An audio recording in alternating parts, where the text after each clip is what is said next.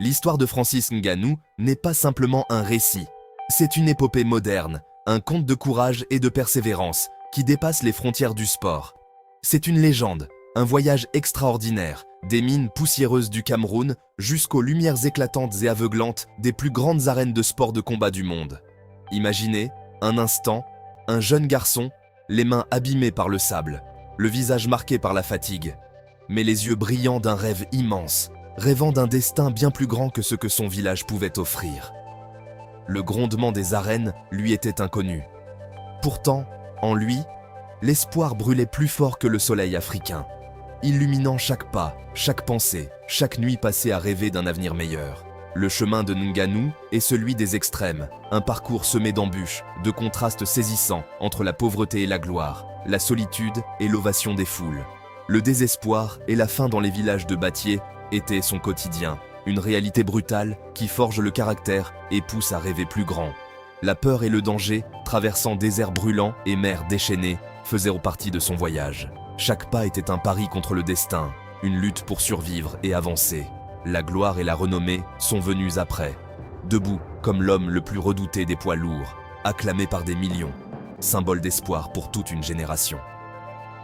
Sa vie est un film, mais chaque scène est vraie, chaque cicatrice un souvenir douloureux, chaque blessure une preuve de sa détermination inébranlable. Il a dit un jour, « Si tu rêves grand, tu dois être prêt à souffrir grand. » Ces mots ne sont pas de simples paroles, mais un mantra forgé dans la réalité de son existence. Ces mots résonnent dans chaque chapitre de sa vie, dans chaque combat, chaque chute, chaque victoire arrachée à la douleur. Ngannou n'a pas hérité de la grandeur. Il l'a forgée dans la douleur, la sueur et la résilience, repoussant sans cesse ses limites, refusant d'abandonner malgré les obstacles. Aujourd'hui, le monde connaît son nom. Il est devenu une source d'inspiration, un symbole de réussite pour tous ceux qui luttent pour changer leur destin. Mais, pour comprendre Francis Ngannou, il faut revenir au commencement, sur les sables du Cameroun, là où tout a commencé, là où un rêve impossible a pris racine et a changé le monde. Francis est né à Batié, un petit village niché au cœur du Cameroun, en 1986.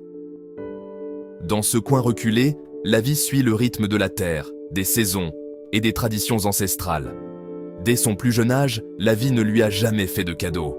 Les sourires étaient rares et chaque journée était un nouveau défi à relever. À seulement 10 ans, alors que d'autres enfants jouaient, Francis travaillait déjà dans les mines de sable, à main nue, sous un soleil de plomb. Chaque jour, il creusait la terre, soulevait des seaux de sable et portait des charges lourdes qui auraient épuisé bien des adultes. Ses muscles se renforçaient à force de labeur, mais surtout, son esprit, lui, devenait indestructible, forgé par la nécessité et la volonté de survivre. La pauvreté façonnait son univers. Sa famille vivait modestement, dans une maison simple, où chaque repas était un trésor. Parfois, il n'y avait pas de quoi manger. Les ventres vides rappelèrent la dureté du quotidien, et l'espoir semblait lointain. Ses parents se sont séparés, laissant un vide dans son cœur et bouleversant son équilibre fragile. Francis errait alors de maison en maison, cherchant toujours une vie meilleure, un endroit où il pourrait enfin trouver la paix. Pourtant, même dans la difficulté, il rêvait de grandeur. Son imagination était son refuge, et ses rêves, sa force. Des posters de boxe sur les murs. Mike Tyson, Muhammad Ali, mettaient le feu à son cœur. Ces légendes lui montraient qu'un autre destin était possible. Il a compris très tôt que les rêves coûtent de la sueur et des sacrifices. Rien ne s'obtient sans effort, et chaque goutte de sueur était un pas vers l'avenir. Il faut se battre pour tout, se souvenait-il. L'école était parfois impossible, un luxe inaccessible pour lui. Le travail passait avant tout. Les livres restaient fermés, pendant que ses mains s'usaient dans le sable, mais il a refusé d'abandonner. Malgré la fatigue, il gardait la tête haute, animé par une détermination sans faille. Chaque poignée de sable était une promesse. Un jour, il échapperait à ce destin. Il le savait au plus profond de lui. Ces jours difficiles ont forgé non seulement son corps, mais aussi son âme. Ils ont fait de lui un combattant, prêt à affronter tous les obstacles. Chaque épreuve dans la mine l'a préparé à des combats bien au-delà des frontières du Cameroun. Son histoire ne faisait que commencer, porté par la force de ses rêves et la résilience de son enfance. À 26 ans, Francis prend une décision qui change tout. Il quitte le Cameroun avec pour seul bagage un sac à dos et un rêve immense. Il veut devenir champion. Mais d'abord, il doit survivre à un voyage que beaucoup ne terminent jamais. Il traverse le Sahara, affrontant chaleur brûlante, soif et peur. Les passeurs le trompent, les gardes frontières le pourchassent. Chaque fois qu'il m'attrapait, je recommençais. Je n'ai jamais eu peur de repartir à zéro, disait-il. Au Maroc, il vit des mois dans la rue, caché de la police, dormant dans les forêts. La mer, elle, est un autre monstre. Traverser vers l'Espagne, c'est tout risquer dans un bateau surchargé. Il est arrêté, jeté en prison, traité comme un hors-la-loi. Mais Francis ne cède jamais. Chaque échec devient un carburant. « J'étais déjà mort si je n'essayais pas », a-t-il un jour déclaré. Lorsqu'il atteint enfin l'Europe, il n'a rien. Pas de papier, pas d'argent, pas d'amis. Mais il a toujours son rêve. Et cela suffit pour continuer. En arrivant à Paris, Francis découvre une nouvelle forme de lutte. Il est sans abri, dormant dans des parkings ou sur les trottoirs glacés. Il lave des voitures pour quelques pièces, mange dans les soupes populaires, erre sans but. La ville lumière est pour lui une ville d'ombre. Mais Francis est allé trop loin pour abandonner. Il cherche une salle de boxe, n'importe laquelle, n'importe quelle chance. C'est là qu'il rencontre Fernand Lopez, entraîneur à la MMA Factory. Lopez ne voit pas seulement un homme désespéré, mais un diamant brut. Il lui offre un matelas dans la salle et une voie à suivre. Cette rencontre est un tournant décisif. Pour la première fois, quelqu'un croit en lui. « Tu es fait pour la grandeur », lui dit Lopez. Francis écoute. Il s'entraîne plus dur que quiconque, apprenant le MMA à partir de zéro. La faim dans ses yeux est impossible à ignorer. Les rues de Paris étaient froides. Mais dans la salle, le cœur de Francis brûle d'un nouvel espoir. L'impossible semble désormais à portée de main. Francis Ngannou entre à l'UFC en 2015, outsider. Le monde ne sait pas ce qui l'attend. Ses points deviennent sa légende. Dès ses premiers combats, il terrasse ses adversaires avec une puissance terrifiante. 1 à 1, les icônes tombent. Luis Henrique, Curtis Blades, Andrei Arlovski.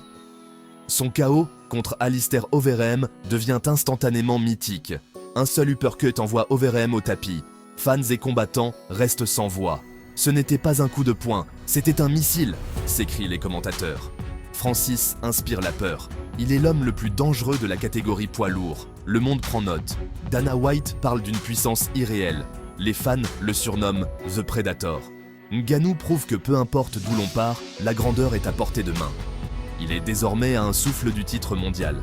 À ce stade de son voyage, Francis est plus qu'un combattant. Il est un symbole d'espoir. Aimez, partagez et commentez si vous croyez que les rêves peuvent naître partout.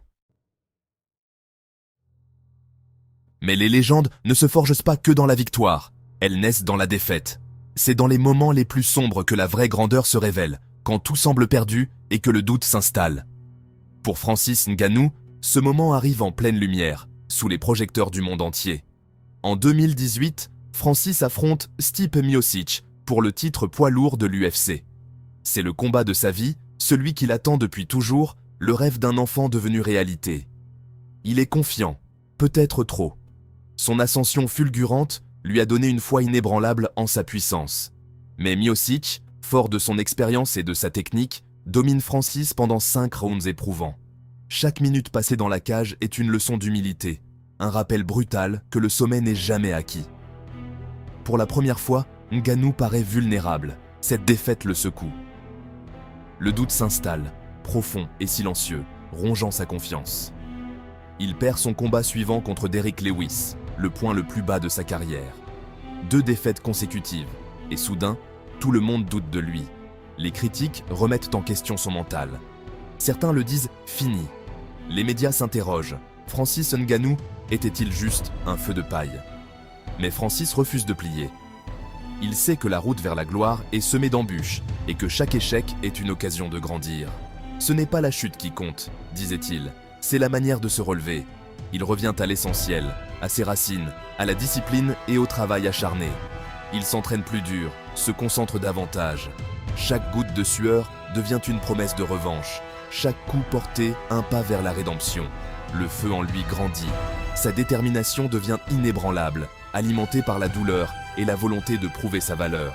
Il entame une nouvelle série, des victoires par KO sur Curtis Blades, Cain Velasquez, Junior Dos Santos et Jairzinho Rozenstruik. Chacun de ces combats est une déclaration. Il n'a pas dit son dernier mot. À chaque victoire, plus rapide, plus brutale. Il ne laisse aucune place au doute, ni pour lui, ni pour ses adversaires. Le message de Ngannou est clair. Les échecs préparent les retours en force. Il inspire tous ceux qui traversent l'adversité à ne jamais abandonner. Pour chaque rêveur, son histoire brille encore plus fort. Francis Ngannou prouve que même au plus bas, il est possible de rallumer la flamme et de viser à nouveau les sommets. Le 27 mars 2021, le moment du destin. Ngannou affronte à nouveau